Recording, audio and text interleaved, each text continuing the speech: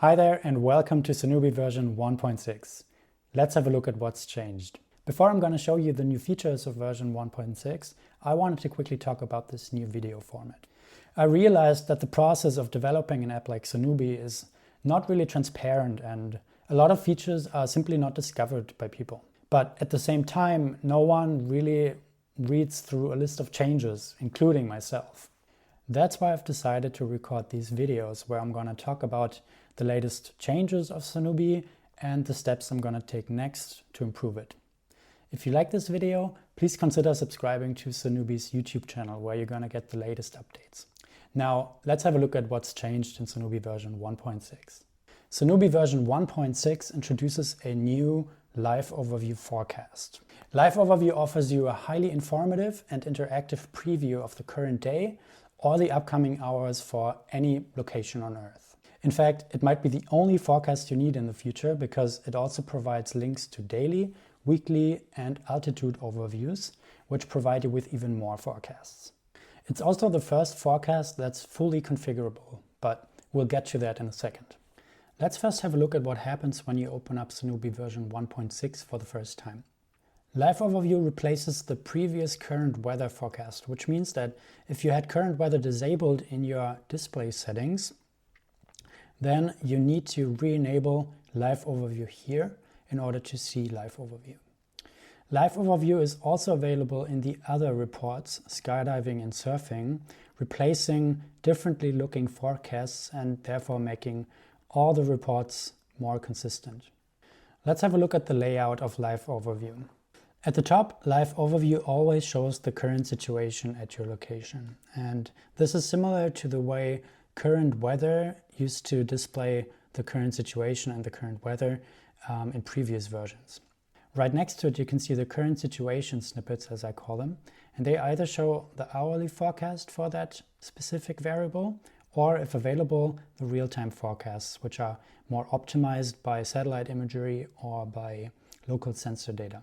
The most interesting and most prominent parts of Live Overview are detail overviews.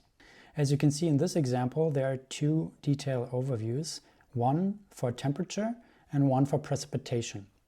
The temperature detail overview shows a preview of the current day, and the red line indicates the current hour at the location. Precipitation detail overview, on the other hand, shows a real-time forecast.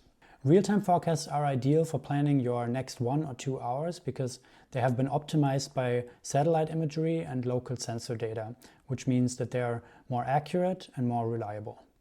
Almost everything in Live Overview is interactive, and we can see that by clicking on one of the graphs, in this case temperature, and by that we see the details for the specific hour we have selected. But there's also other stuff that we can do. Let's say we want to see a weekly overview of the temperature forecast. We can do that by clicking on the current situation tile, as I call it, and this opens up the weekly forecast for temperature for this location. But let's say you want to see a daily forecast for all the variables that are relevant to you. You can do that by going back and clicking on Show Daily Overview, which will then show you a daily forecast for all the variables that are relevant to you and that are part of the currently selected weather report, in this case daily live. You can also swipe through different days and also access the weekly overview from here. But there's even more stuff that you can do with Live Overview. Let's have a look at that. When we long press on a current situation tile or a current situation snippet, we will see a shortcut menu.